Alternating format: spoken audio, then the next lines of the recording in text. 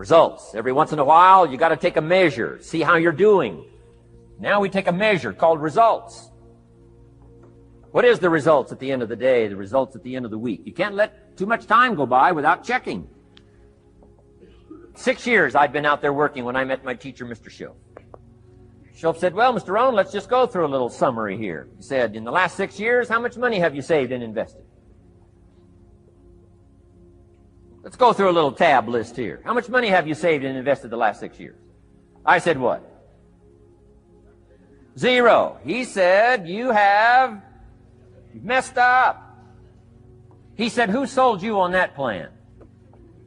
I thought, my gosh, the man's right. I'm a nice guy. I bought the wrong plan. What if you were 50 and broke? Right? Didn't need to change countries. Bought the wrong plan. What a sad scenario that would be. But Shoaff said these questions. Let's go through some results. He said, how many books have you read in the last 90 days? I said, what? 0. Wisdom of the world available? Change your life, change your future? Wisdom of the world available? Develop any skill you want? Earn the kind of income you want? Have all the treasures you want, equities you want, relationship with your family that you want, everything that you want available, and the wisdom of the world to help you get it? Haven't read any books in the last 90 days. My teacher said, Mr. Rohn, you have messed up. I'm telling you, you've got the deal. Shoaff said, Mr. Rohn, in the last 6 months, how many classes have you taken to improve your skills or to develop new skills? Go for the American dream. Become rich and powerful and sophisticated and healthy and influential. How many classes have you taken in the last 6 months? I said, how many? 0. He said, you have messed up. He said, you don't need to unmess the country. You don't need to straighten out the perplexed. You don't need to straighten out any of this stuff. All you've got to do is look within and let results teach you a great deal about your own activity, your own attitude, and your own philosophy. I went through that process. Take this phrase home. Results is the name of the game. What other game is there? Here's all life asks us to do. Make measurable progress in reasonable time. Just take home that little phrase. Good phrase. We're asked in life simply to make measurable progress in reasonable time. We demand it of our children. How many years do you want your child to spend in 4th grade? Approximately. About 1. If it looks like they're not going to make it, we pour on the pressure, called legitimate pressure, lack of results. Peer pressure, family pressure, school pressure, community pressure. Every other kind of pressure we can bring to bear. What? You can't stay more than 1 year in 4th grade. What if they're nice kids? Wouldn't you give them 3 or 4 years? And the answer is no. You got to make better progress than that. So you got to check fairly often. Some things you got to check every day. Some things you got to check at least by the end of the week. Salesman joins this little sales company. He's supposed to make 10 calls first week. Wouldn't it be legitimate? Call him in on Friday and say, John, what? How many calls? I mean, this stuff is simple. John says, well. Say, John, well won't fit in this little box here. Well. Now John starts with a story. You say, John, I made this little box so small so a story won't fit. I don't need a story. I need what? A number. A number. What will a number tell me? Everything. John's supposed to make 10 calls. What if he made 20? You say, wow. Wow. We got somebody. What if he only made 1 call? Whoa. Will that tell us something about John's philosophy? And the answer is yes. Will it tell us something about his attitude? Of course. Will it tell us something about his disciplines? Of course. And if he wants a lesson in life change, all he has to do is be willing to face the numbers and come up with the results that will teach you to either celebrate if you got good results or fix whatever needs to be fixed in your philosophy, attitude, activity called disciplines. You don't need to go anywhere else. I do believe in affirmations. They are valuable as long as you affirm the truth. Because it says in ancient scripts, the truth will set you free. Free to do what? Amend your errors and pick up new disciplines. That's what the truth is for, to help us amend our errors and pick up the disciplines for life change. That's what the truth is for. So I do believe in affirming the truth. If you're broke, best thing to affirm is, I am broke. You put that up on the refrigerator where you can see it every day. I mean, that's how you do that. Now, if you need a little additional affirmation, you just put up there, I'm 40 and broke. I mean, you know, that ought to do it.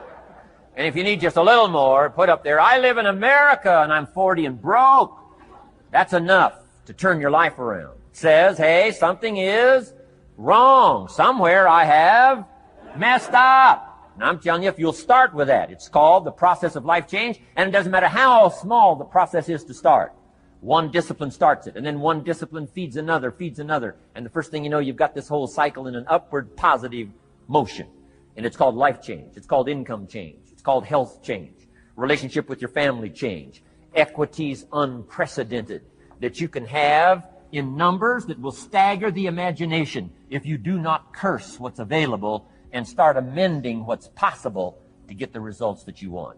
I don't think I can put it in any better language. That's it. Kids can do it. Teenagers can do it. Parents can do it. Managers can do it. Right? Government officials can do it. Anybody can do it. Anybody can do this stuff called personal change. Results is the name of the game. Success is a numbers game. Good note to make. Success is a numbers game. You got to go for the numbers. You got to understand what the numbers are. Success is a numbers game. I'm asking you to be mature enough to start checking your own numbers. How many books have you read in the last 90 days? Transform your life. Become cultured, powerful, sophisticated, healthy, influential, all the rest of the stuff you want. How many books? How many classes? How committed are you to taking what's available and turning it into equities unprecedented, since we live in a country that there's been no such country in the last 6,500 years? If you'll pick up that process, ladies and gentlemen, I'm telling you, it's called life change of the best order.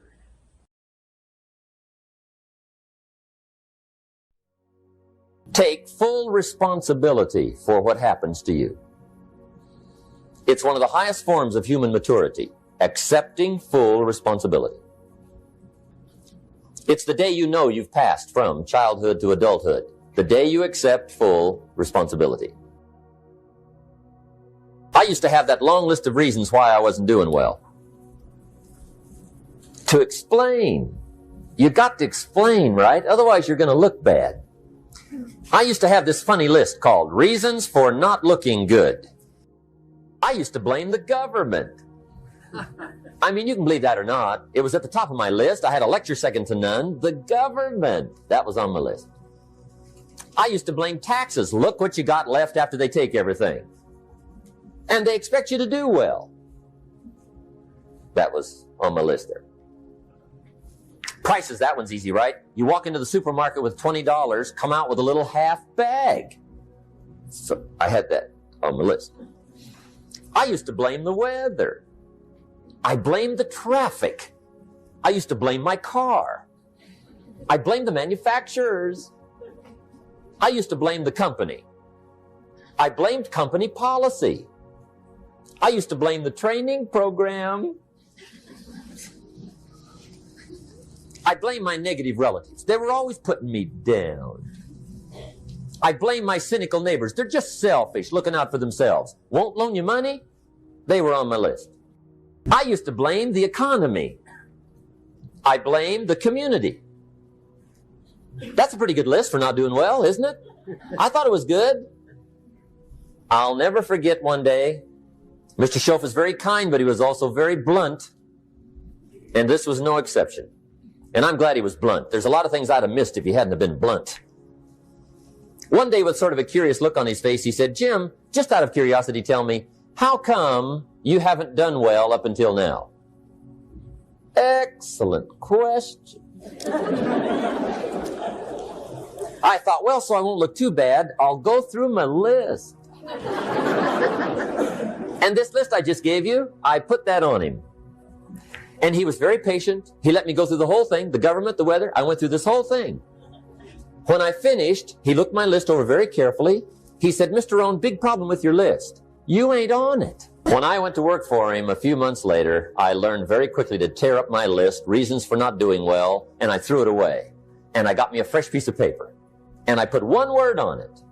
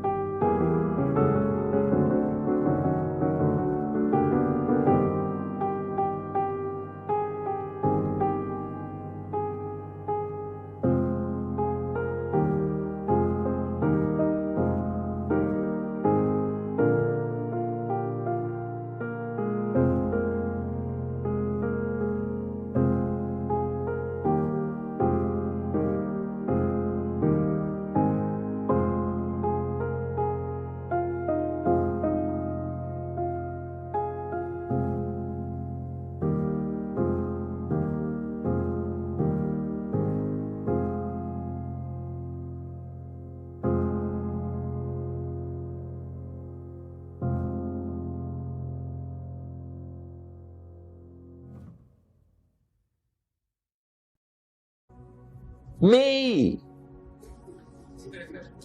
There's a black heritage spiritual that says it's not my mother nor my father, nor my brother nor my sister, but it's me, oh Lord, standing in the need of prayer. See, I used to blame everything outside. And then let me give you a little philosophy that helped turn my life around. For your notes, here it is. It's not what happens that determines the quality or the quantity of your life. It's not what happens. And the reason is because what happens to about everybody. No different. The sun went down on all of us last night. A common event, a happening. And I found out that the same things can happen to two different people. One gets rich and one stays poor. Why is that? It's because it's not what happens, but rather it's what you do that changes everything. So that's a key phrase. It's not what happens, it's what you do. What happens is about the same. You might put that in parentheses here. Same. What people do, that's what's different. Somebody says, yeah, but you don't understand the disappointments I've had. Come on. Everybody's had their share. Disappointments are not special gifts reserved for the poor. Everybody has them. The difference is what you do about them. It's not the weather. I used to blame the weather, and I discovered it rains on the rich. So see, that won't help. Two men wake up one morning, there's a rainstorm on. One of them looks out his window, sees the rainstorm, and he says, wow, what a storm. With weather like this, they can't expect you to go out and make sales. He stays.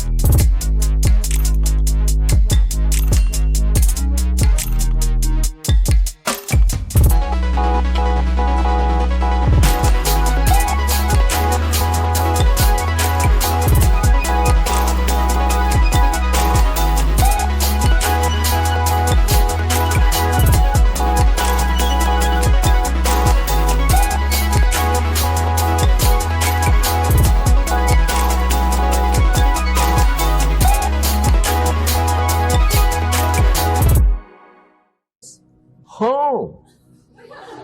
Same morning, the other guy looks out his window, sees the same storm, says, wow, what a storm. But he says, you know what, with weather like this, what a great day to go out and make sales. Most everybody will probably be home, especially the salesman. See, that's the difference in how your life works out. It's not what happens, it's what you do. So here's one of the key questions of the evening. Starting tomorrow, what are you going to do that'll make a change in your life's direction? Good question. What are you going to do starting tomorrow that'll make a difference? Now see, if you don't do something starting tomorrow that'll make a difference, guess what? It's gonna be the same. And see, that way you can guess what the next 5 years are going to be like. Look at the last 5. Because the next 5 are going to be like the last 5 unless you, major key, tomorrow, change it all. Or change a little, or change something, or don't change. It's choice time. You can do whatever you want. But it's nice to know any day you wish you can change your whole life. What can you do starting tomorrow that'll make a difference? Good question. What can you do with economic chaos, massive disappointment? What can you do with a broken heart? What can you do when it won't work? Good question. So if I had a word with you tonight, one-on-one, just you and me, I think my personal advice to you would be, this year, 1981, reach down inside of you and come up with some more of those remarkable human gifts. They're there, waiting to be utilized. And then change anything for you you want to change. And I challenge you to do that because you can change. If you don't like how it is for you, change it. If it doesn't suit you, change it. If it doesn't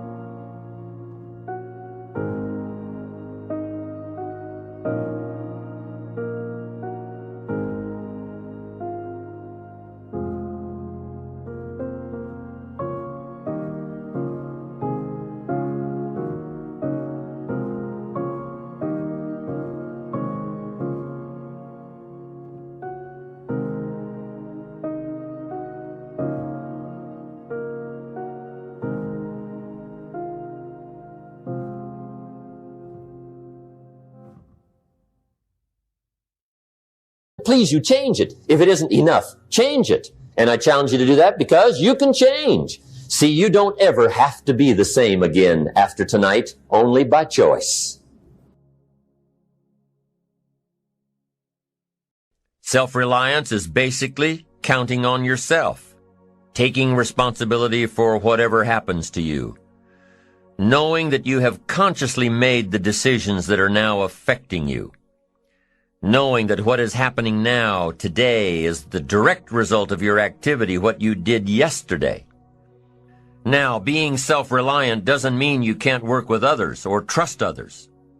Self-reliance means counting on yourself, trusting yourself, being confident with yourself, being responsible to yourself, trusting your own instincts, trusting the conclusions that you have developed from your study of experiences and philosophies, taking the credit that is due you, learning from the mistakes that you have made, being self-reliant. Gestalt psychologists give an example of being self-reliant. They say that you're responsible for getting caught in the rain.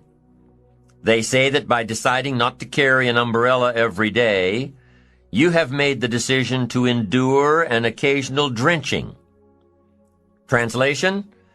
By not being prepared, you make the choice of getting caught in some of life's unpleasant circumstances. Be they rain, failures, economic losses, relationship losses, professional losses, personal losses. By not being prepared, thinking ahead, it's your choice. Now here's the other side of it. By being prepared, you increase your chances of success. You increase the likelihood. By being prepared, you increase your chances of success, of seizing opportunities when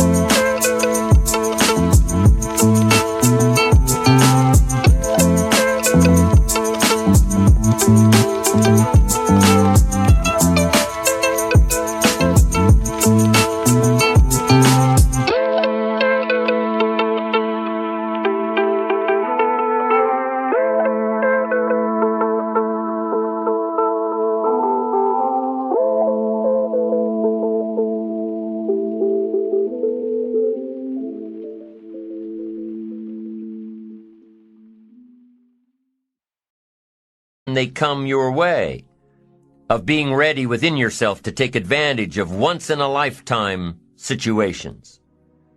Some people tend to blame others for their mistakes, blame others for their failures, Somebody says, it's not my fault the report isn't done.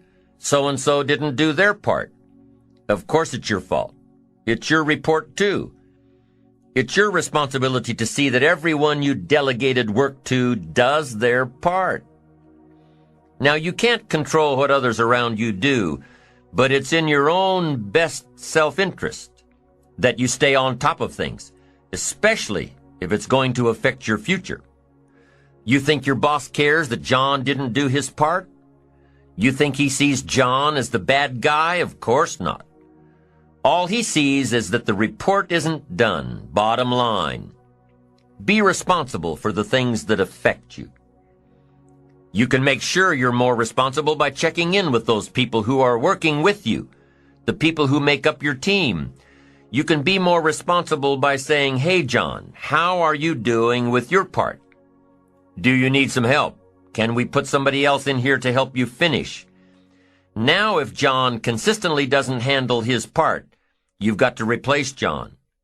If he isn't doing his share, you've got to find somebody that will. Or what? It will negatively affect you. You can't wake up in the morning that the project is due hoping and wishing that John has done his part. No, you've got to be responsible because it's going to affect your career too.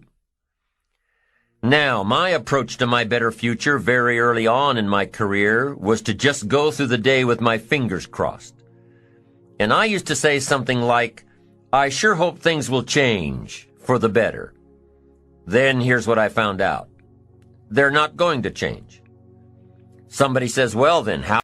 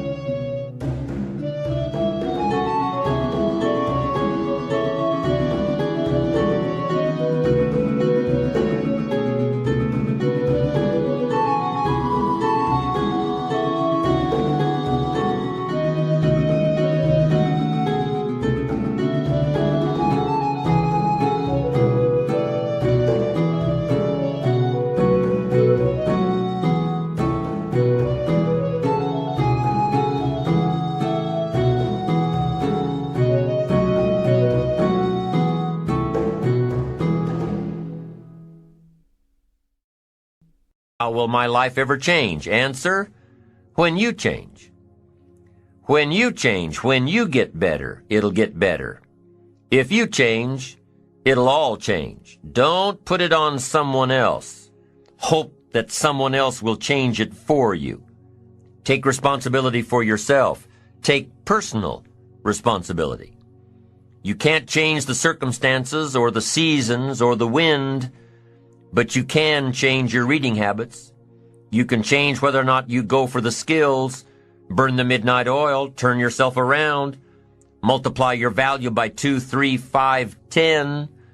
That you've got charge of. That you have control of. You don't have control of the constellations, but you've got control over whether or not you go to night school, take adult classes, learn some new skills. You have control over that. And if you don't, that's your fault. You've got to take personal responsibility. You've got to be self-reliant. Nobody else can change your life, alter your ambitions, pave a golden road for you. But you can. It's up to you. Be responsible for yourself. Learn to reap the harvest without complaint. This is a sign of growing maturity. And here's where it comes from, taking full responsibility. Take full responsibility for everything you do. Be responsible to yourself. It's your crop. Whatever your paycheck is, take full responsibility. You say, well, it's my employer. No, it's not your employer. You can become twice as valuable, 3 times as valuable. Burn the midnight oil, learn some more skills, bring more value to the marketplace. I'm telling you, whatever your harvest is, take it without complaint.